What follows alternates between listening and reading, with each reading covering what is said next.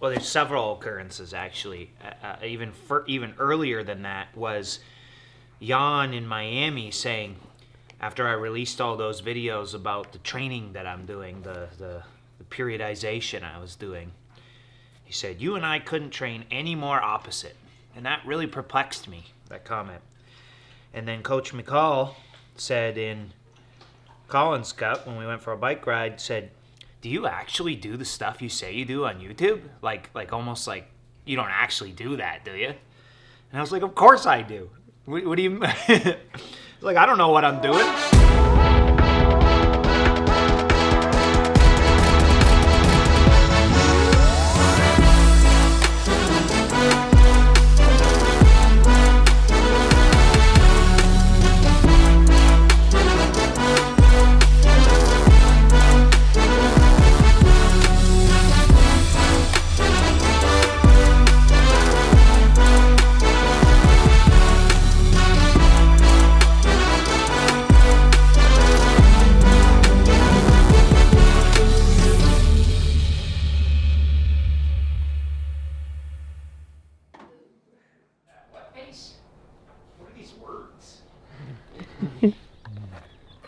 Would you have done this workout last year? No, last year I would have literally considered this to be completely low value, no value workout. Running at like 345 per kilometer, which is what a great deal of this workout will be run at. And yeah, I would never run at this pace. I would either run really fast or really slow and never hit kind of the upper aerobic system. Today's workout is going to be 10 minutes warm up, 30 minutes at LT1 or upper aerobic pace, and a few minutes easy, and then 4 times 6 minutes LT2 or upper anaerobic or bottom of anaerobic pace.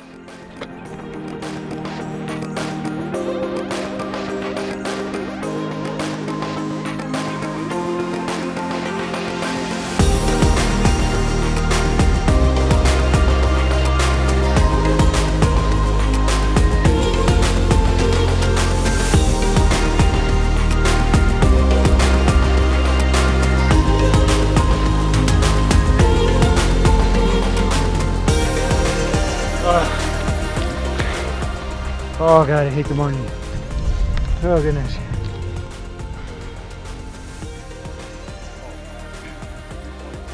Yeah, wow. That's pretty impressive actually, to finally hit that again. I haven't seen you in the threes in forever. Really? Swimming, really? 2.4. You have a lactate, your ramp rate is higher. Oh, better.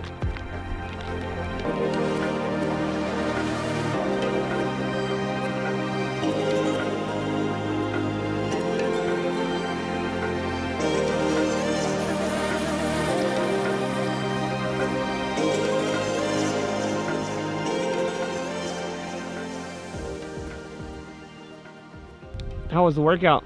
It was really good actually. I think that was an excellent workout. We were 30 minutes upper aerobic. I was a little over, but I tend to have this tendency I'm observing to be a bit carb heavy in the mornings. I don't know why.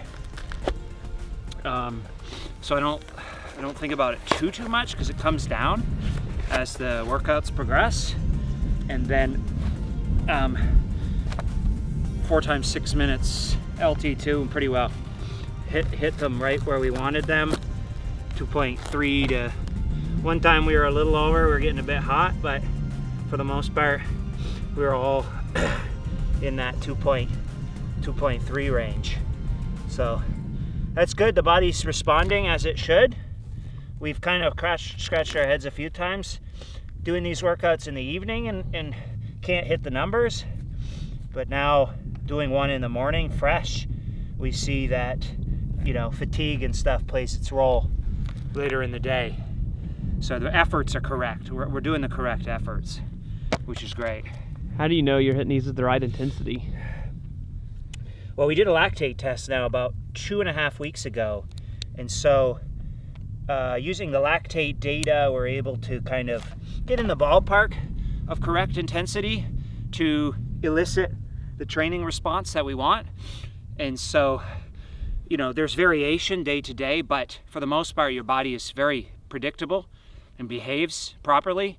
And so through the lactate test and through regular testing administered by Coach McCall, we are able to, you know, understand where we need to be doing our work in order to become efficient at the distances we want to race and be successful at. Do you feel the paces you're training at will make you a contender in St. George? You have to have faith in the system. You got to listen to your coach. And I got 2 great coaches. I have faith in the process. We've had to, I did the same thing for 10 straight years, which is swim as hard as I can every time I get in the water, and I'm gonna muscle my way to the front pack. And you can get, there's a ceiling to that though, right? You can get decent, but there's a ceiling to that. And I've hit that ceiling undoubtedly. And so actually the gains I made last year was when I started swimming here for the first 3 months. I continued my way, and I argued with Coach all the time about we ain't swimming hard enough. I can't be swimming soft all the time. And eventually I just shut up and listened, and I just started swimming soft. And I started just, don't worry about the times, guy. You know you can race. When that gun goes, you will race well. And when I started doing that, I actually slammed all last year, the worst times of my entire career in the pool, and the best times of my entire career in my racing. So there's something to be said about that. And then McCall came in and said, you know, actually, you still have room to improve in that department, and we can actually use the lactate to understand even better intensity. And so the combination of these 2 programs or processes, I believe will, I have faith, will lead to even higher gains than last year. And it's necessary if you want to win the big ones. You were saying that Jan told you that you love to suffer. He didn't tell me that I love to suffer. He said, ask yourself if what you really do is just like suffering, i.e., do you self-fulfill your desire to suffer by self-sabotage and by not training very well, or by not executing a race properly, or by, you know, sabotaging your own nutrition. I believe that was, he didn't spell it out for me, but I believe that that's what he was getting at. Because one thing I'm learning with this new training method is that I used to glorify suffering. Like a good workout or a good race was measured in how much did I suffer. And I don't know if that's a proper measure of quality of something. If you can win the world title and have not destroyed yourself, well, what does that mean? I don't think there's anything wrong with that. In fact, I would make an argument that the last several world titles have been won without a lot of suffering by virtue of the fact that there was no one to challenge the people who won, Gustav and Jan. I don't believe they're so next level that there's really no one to challenge them. And I know from races I've won by several minutes that you can't push yourself that hard on your own when you're winning. I know that for a fact. And I don't believe that they would be any different. So I believe what he's getting at is multifaceted. One being you don't have to suffer to be good. Now, one piece of the puzzle that we've neglected to say is that he said, but I am good at suffering. And yes, of course, you have to be good at suffering. You have to know and believe and have confidence that if and when a person comes around who can challenge you finally, you need to be able to suffer. But you don't need to suffer every single day in practice as a measure of how well you're training or whatever. So I believe that that's what he was trying to articulate to me.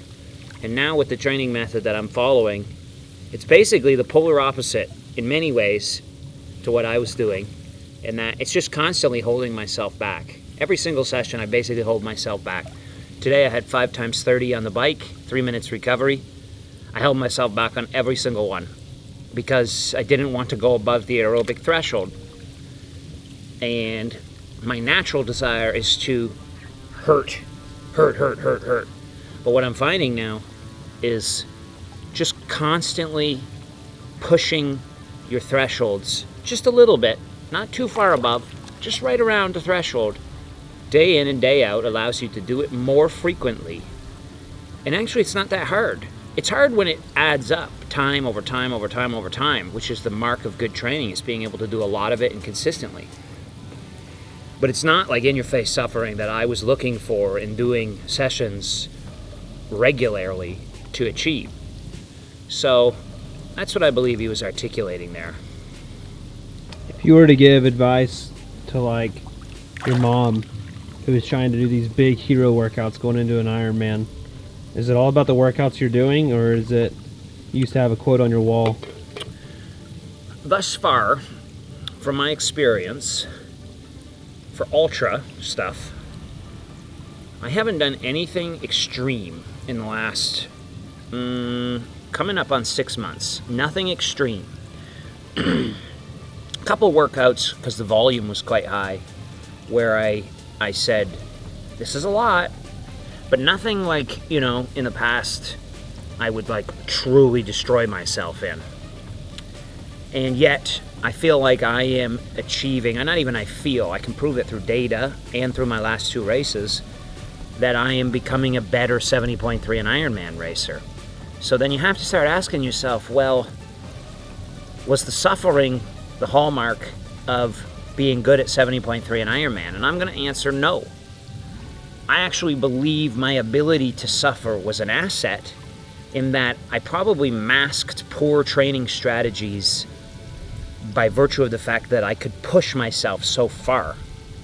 And I believe when I get my system into a really good place, when it's apples to apples with many of the best guys in the world, that suffering and that ability to suffer and the, you know, almost desire to suffer will pay dividends. But there's no level of suffering you can do when, you know, you're at a serious disadvantage metabolically, efficiency-wise, etc.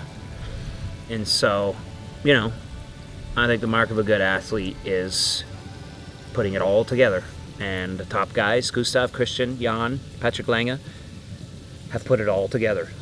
Efficiency, metabolics, and ability to suffer. I was just pretty good at suffering. Let's change the other ones.